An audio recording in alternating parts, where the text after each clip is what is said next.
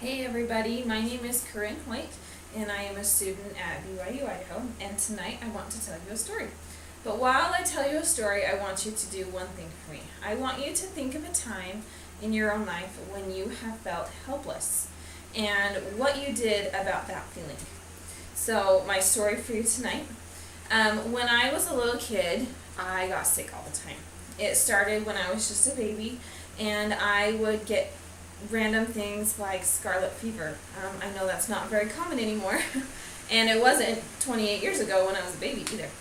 And so after having scarlet fever, I kept getting viruses throughout my life, and I would go to the doctor, and they would always say the same thing. They would always say, "I'm sorry, there's nothing that we can do to help you. You just have to suffer through it," which is not something that anyone wants to hear, especially when you're feeling kind of sick and crappy. And then in elementary school, I got something that was called pityriasis rosea.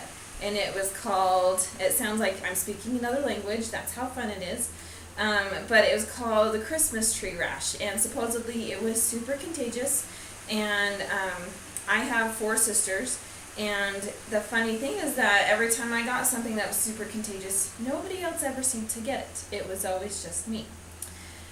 Once again, being really sick, feeling helpless, not fun. So as I went throughout my life, going to the doctor countless times, being told that there was nothing that they could do for me countless times, I started feeling very discouraged and very helpless. And as soon as I got married and started having kids of my own and really thinking about not only my health but the health of my family's, I started to really question what control I have over this feeling of helplessness that I had.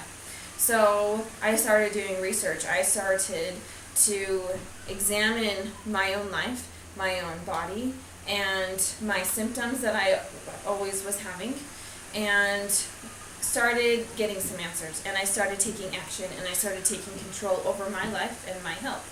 Ever since then, about that point, it was about 5 years ago when I realized all of these things. I have since become a health coach so that I can help other people take that control over their health as well.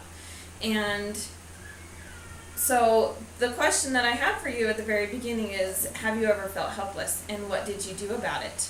So my lesson for you tonight is, we all have moments of weakness, and we all have moments where we feel helpless.